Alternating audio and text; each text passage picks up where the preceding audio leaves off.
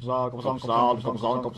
YouTube, Coppersan here. Today we're becoming the Emperor's Sword and Shield as we train the Mihile class not to level 200 but to level 250.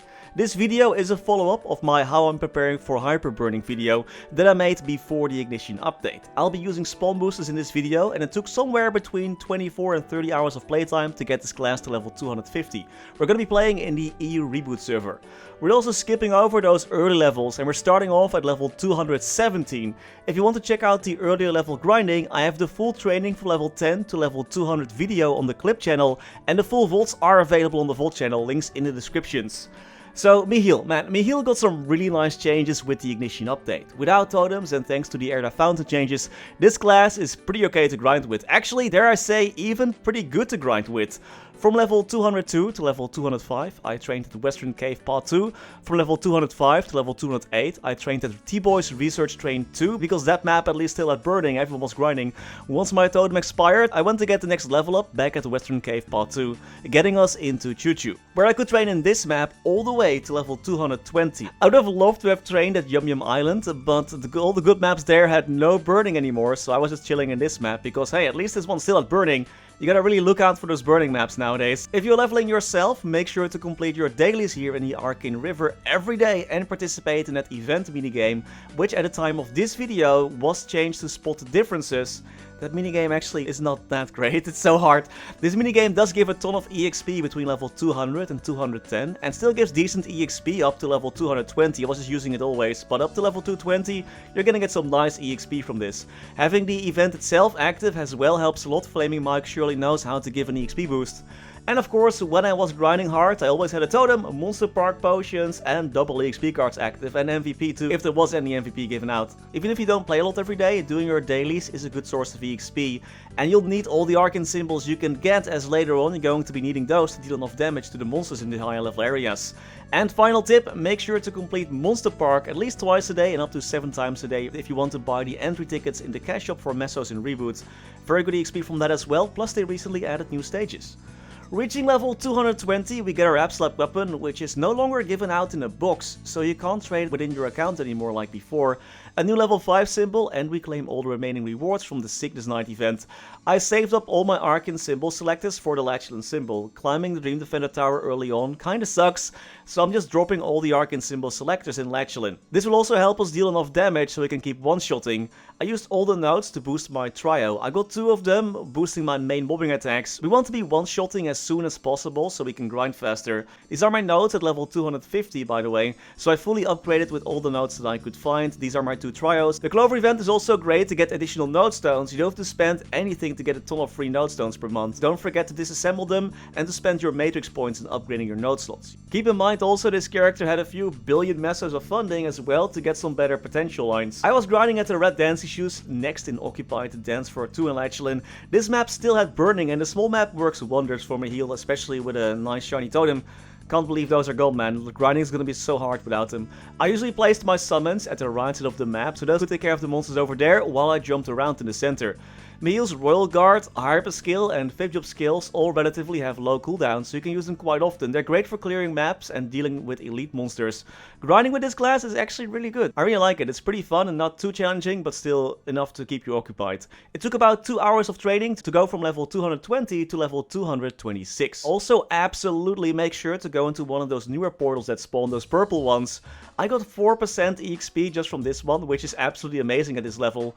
Just be careful though, if you're playing any reboot, you might lose your map if you leave it. Also, if you are in reboot, make sure to not go too early to too high level monsters. Sometimes the level difference is enough to not make you one-shot, which really sucks. Reaching level 229 at Red Dance Issues, it was time to venture into Arcana. Getting a decent burning map here is pretty tough early on. Earth Spirits is very popular. Thankfully, where Water and Starlight meet still had high burning. I usually place my summons at the top left of this map while doing rotations. But this map is also pretty great to trade in if you don't have a totem. This clip is also after last week Friday's cube sale and I've gotten 12k strength at this point. I upgraded my temporary faff gear because I was expecting to be done within 5 days. I did not make it because I got sick. Please do not upgrade your temporary faff gear like I did, this was just for a video.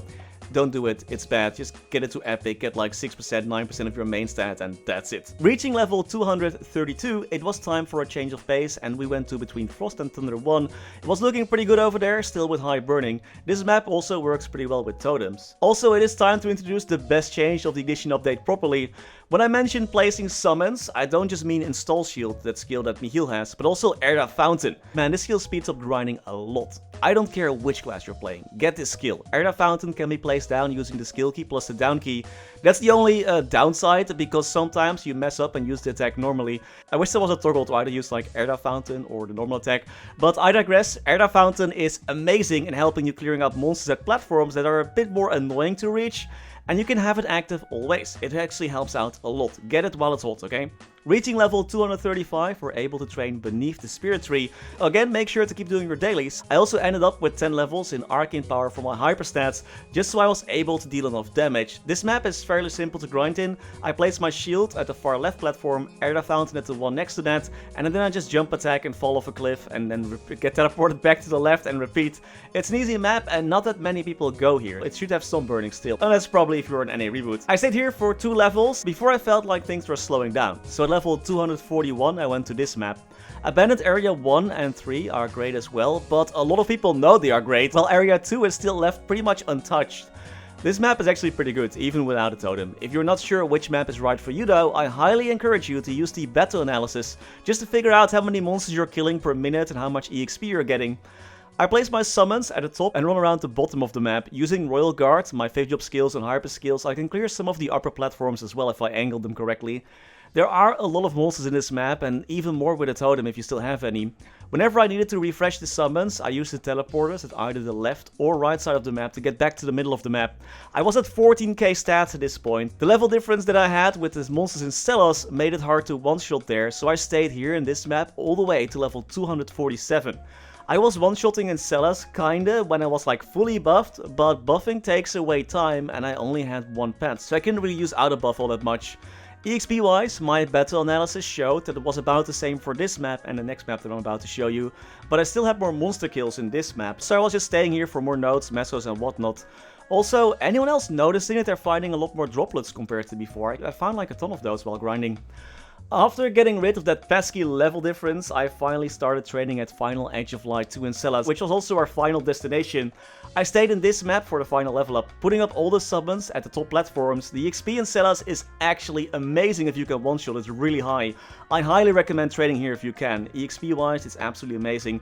Leveling really is done quick on these hyperburners. It took about 24 to 30 hours somewhere in between that of game time, which is not too bad at all. And now I have a nice bossing mule that is ready for some action. And I didn't even start unlocking Root Abyss yet, so let's just go to Lotus right away.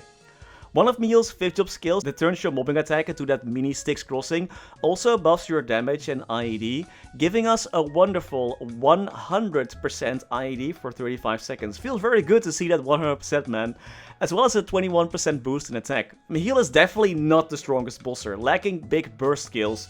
But, you know, imagine actually taking damage. Your Royal Guard skill is so easy to use in most boss fights, except for Chaos Succumb, making it very easy to just parry, become invincible, and keep on hitting the boss. Mihile can just stick to bosses forever, ignoring half the stuff that's going on. And they offer great support as well. Just don't try to show off for your stream and miss a parry on a Demolisher and actually die. That's kinda whack. With 15k stats, I could easily fight my way through Lotus on the first ever attempt on this character. I hope you haven't seen enough of this class yet though. Next Saturday, the 4th of December, we'll be starting Zero to Hero Season 3, playing the same class, Mihile. We're starting on a fresh account and we'll build it up as we go. And this season will have a bit of a twist as well, because if we die once during any boss fight, it doesn't matter. If we die once, we have to delete the Mihile main and start over. So it's going to be a 0 to Hero 0 deaths run, or a very short season, one or the other. Stay tuned for the videos and streams of that coming your way soon. And that was all for today. What do you think of the Remastered Mihile? Let me know in the comments. Thank you so much for watching, and as always, many thanks to our members for making these videos possible. Special thanks to Niels the Coninck, Raar maar waar, Sebastian Hanoy, Ryalias, Terry Kim, Vareese, Mora, Wiley, Historycanon, BackSpaceOTI, Saffronyx, Ziggy Deer, Flidiot, Knifesu, Cloudfix, Gusus Rodriguez, Digby, Vira, Trevor, Michael Menchaca, Ratius, Justin Vale, Silvio Nato, Afterlord _ MS, Striker Elk, Tidal 1 Pun, Radical Jaws, Riser Aryu, Sir Tito 655, Mathias Simonsson, PC Game Life, The Passenger, Martin Panzik, Conrad Cristales, Ace Light, Mr. Narc, Ben Wolf, Max Bernhardt, Muka 1017, BNB King, Scotty Flies Fast, Priscilla, Brendon Cam, Vague Botnet, Fecco, Victor Sundstrom, CeeMac Only, Rashid Alarudi, Gerlando Balavia, Gianfranco Calderon Canavero, Lucky Beats, Matthew Dev, Gummy Bullet, Lord Fazil, Spuds D. Kaiser, Zonnen, That Archer Guy, Grogro, and Gabriel Eck. Thank you all so much for watching. Stay safe and happy mapling!